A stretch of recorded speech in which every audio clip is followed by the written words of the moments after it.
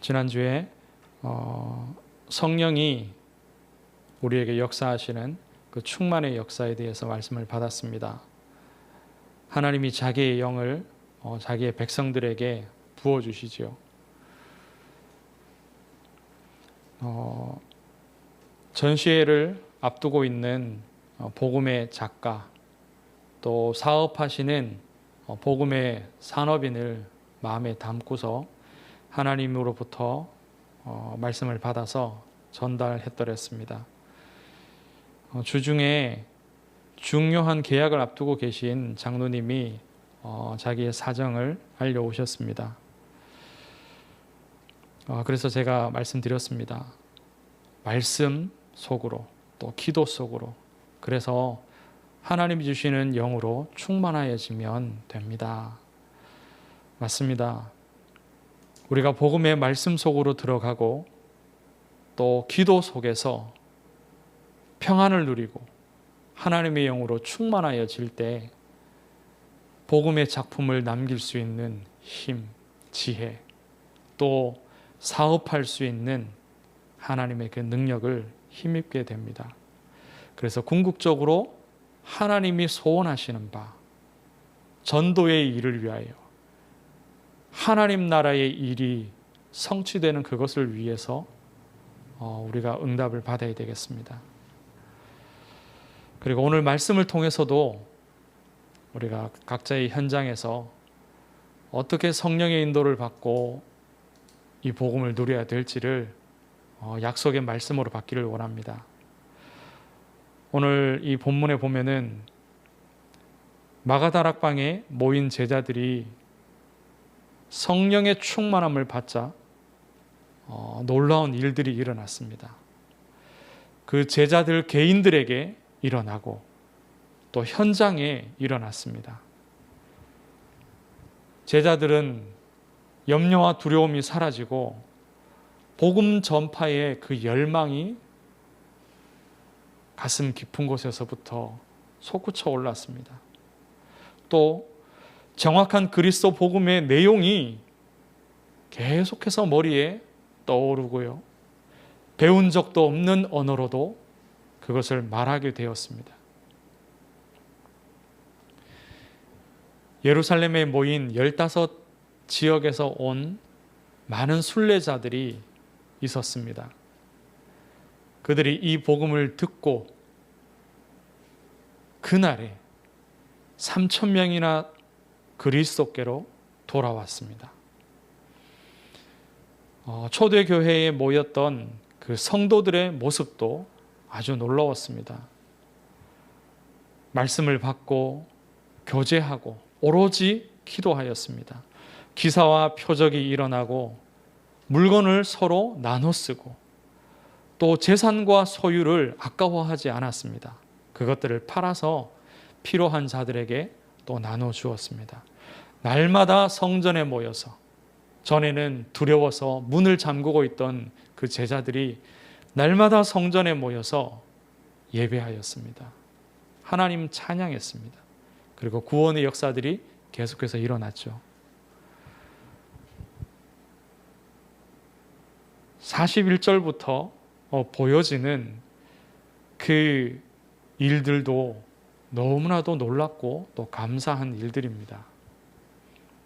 성령께서 역사하셔서 일어난 일들이죠. 성령께서 제자들에게 역사하셨듯이 현장에서도 역사하셨고 또 교회 안에서도 역사하셨습니다. 오늘 우리는 현장에 역사하셨던 그 성령에 집중하여서 말씀을 보기를 원합니다. 성령께서 하신 일이 무엇이냐? 첫째, 자기에게로 부르시는 자들이 얼마든지 있게 하셨습니다. 다르게 말하면 구원 주기 위하여서 부르시는 자들을 얼마든지 예비하셨다는 겁니다. 베드로의 설교를 듣자 그 저작거리에 저자에 모여있던 사람들의 마음이 찔림을 받았습니다. 마음이 찔렸습니다. 하나님이 보내신 그리스도를 유대인들이 자기 손으로 죽였거든요. 그 일에서 이들이 자유로울 수가 없는 겁니다. 선민의식, 잘못된 그러한 율법주의에 빠져서 하나님의 아들을 알아보지 못했다는 거죠. 이방인들의 손으로 하나님의 아들을 죽인 겁니다. 그런데요, 같은 이 복음의 말씀을 들어도 돌을 드는 자들이 있고 마음이 찔려서 회개하는 자들이 있다는 겁니다.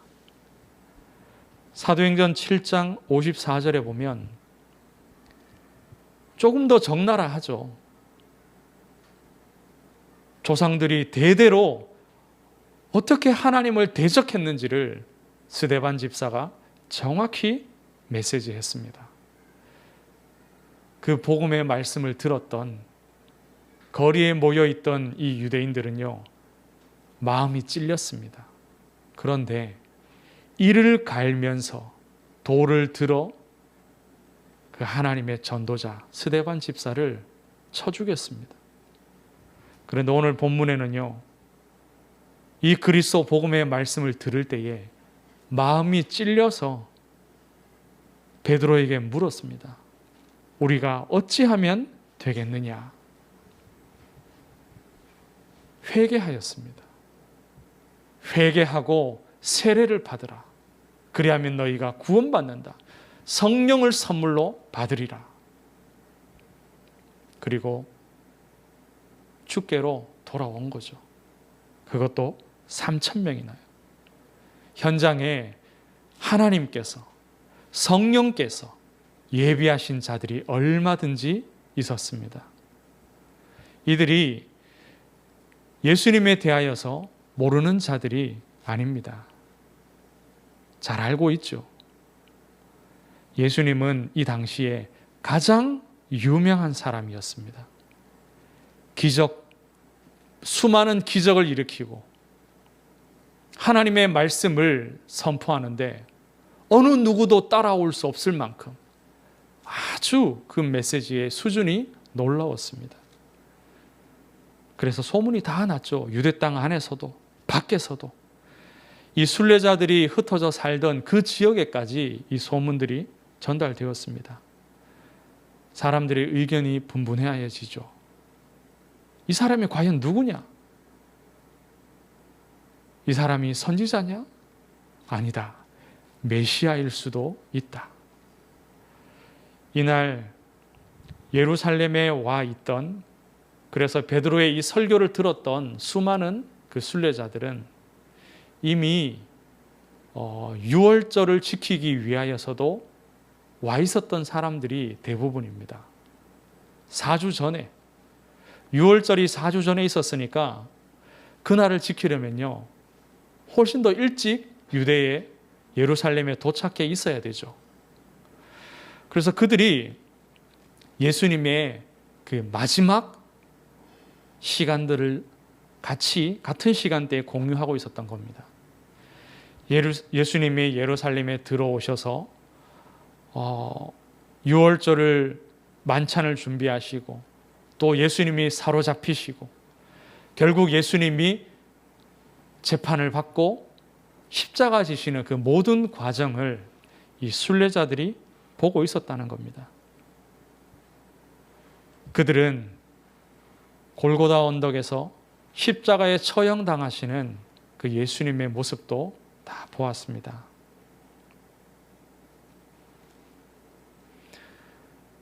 공회와 유대 백성들이 예수님에 대하여서 얼마나 분노했는지도 잘 보았습니다. 또한 로마가 그 예수님을 얼마나 처참히 죽였는지도 다 보았습니다. 예수님이 부활하셨죠. 아마 직접 보지 못한 사람이 대부분이겠습니다.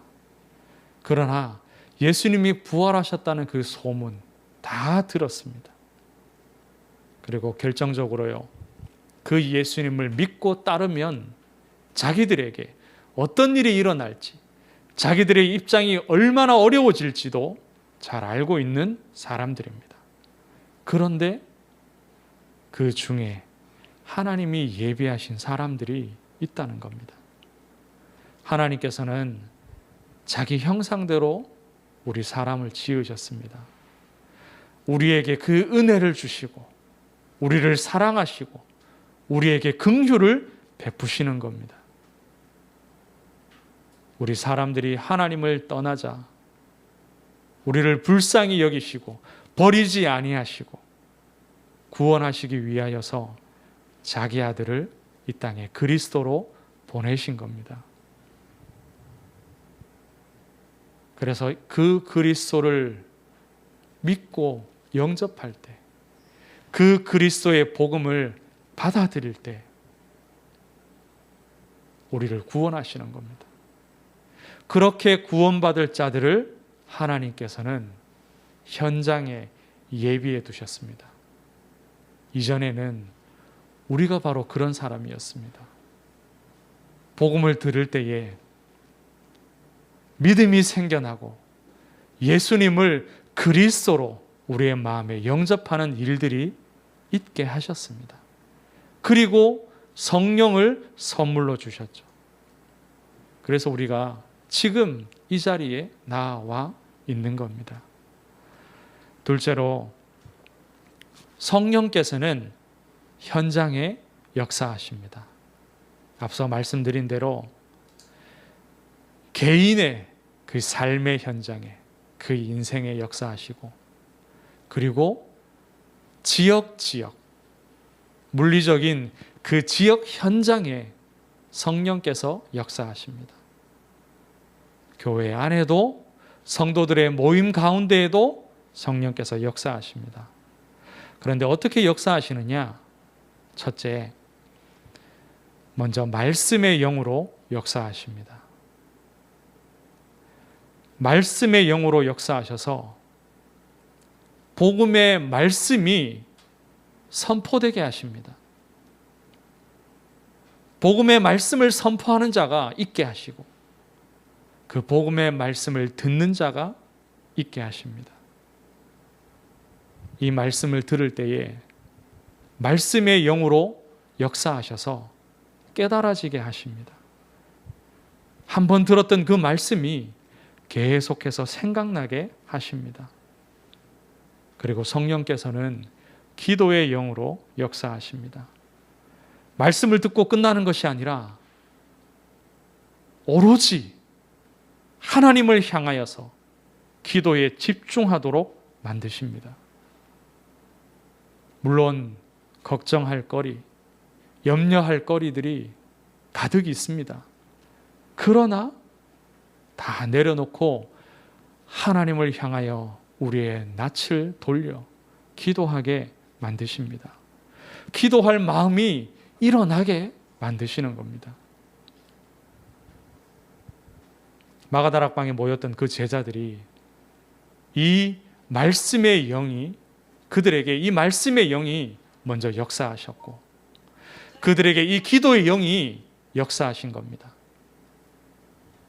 그리고 성령께서 전도의 영으로 역사하십니다. 제자들이 성령의 충만함을 받아서요, 성령께서 전도를 위하여서 그들에게 역사하셨습니다. 복음을 전하고 싶은 그 열망이 마음에서 일어나고 그래서 담대히 복음을 선포하게 되었습니다.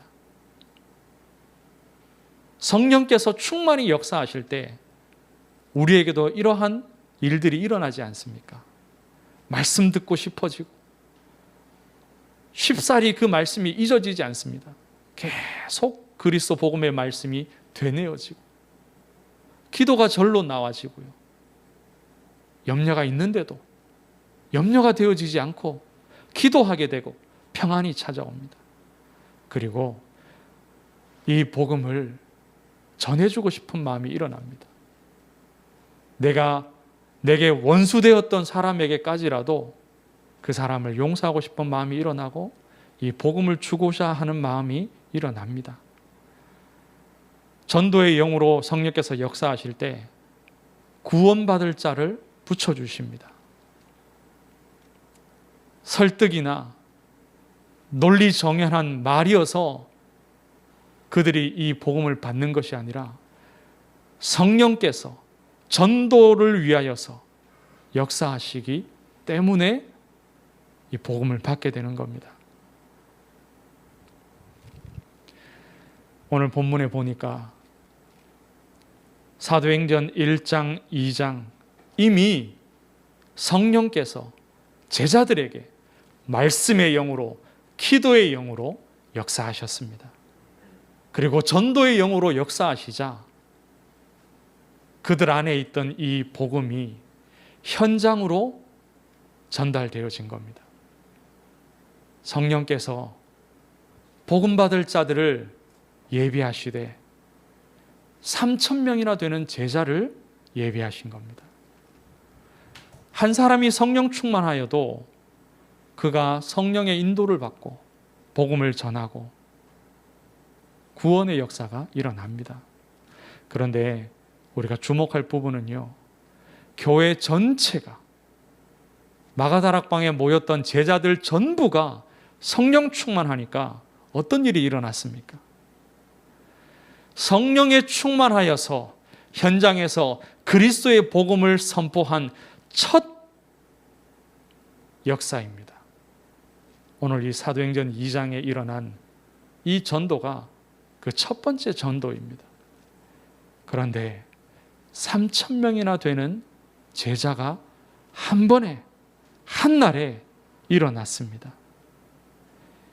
이와 같은 성령의 역사가 이 땅의 교회들에게 또 우리 교회에도 일어나기를 주의 이름으로 축복합니다. 우리 한 사람 한 사람이 성령 충만해도 복음 받을 자들이 붙여지고 구원의 역사가 일어납니다.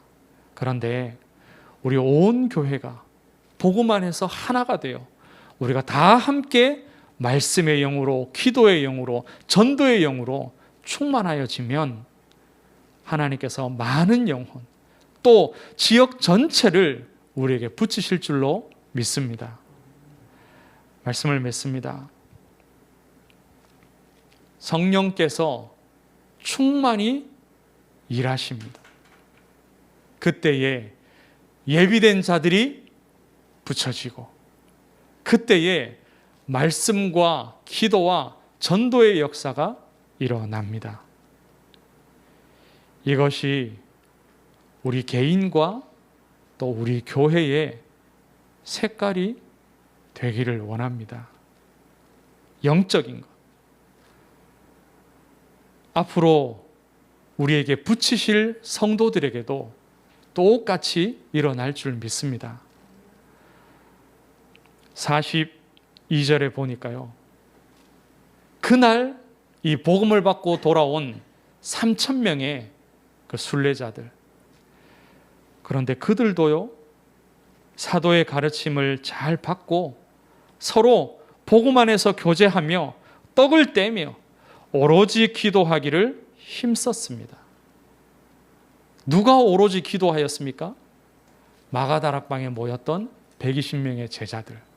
그런데 이날 돌아온 이 3,000명의 제자들도 오로지 기도하기를 힘썼습니다. 이 영적인 색깔이 똑같습니다.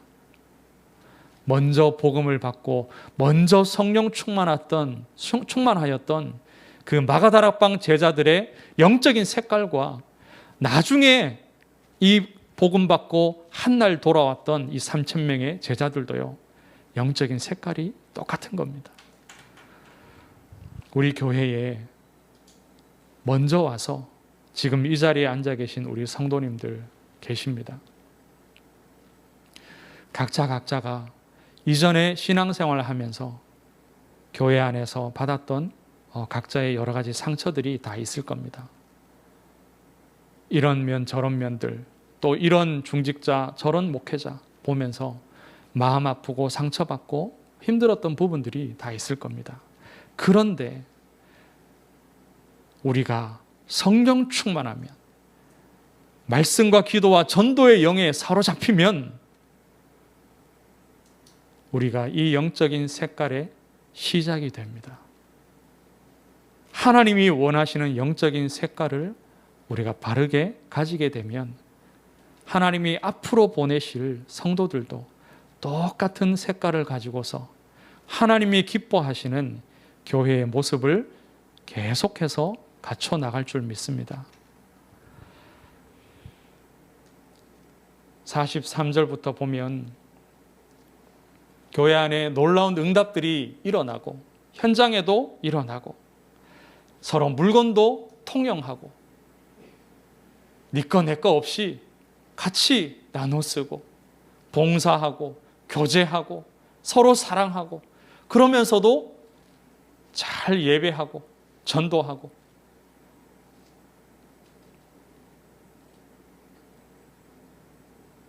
우리에게 있어서 중요한 색깔은요, 영적인 색깔입니다.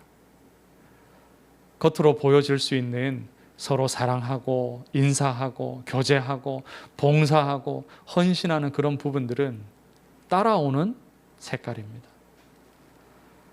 하나님의 영으로 충만하여져서 그리스도 복음의 말씀과 기도에 집중하고 또 현장에서 이 복음을 증거하는 그 전도의 영적인 색깔이 온전히 우리에게서 드러날 때에 육신적인 이러한 좋은 교회의 모습들도 우리에게 다 있을 것입니다.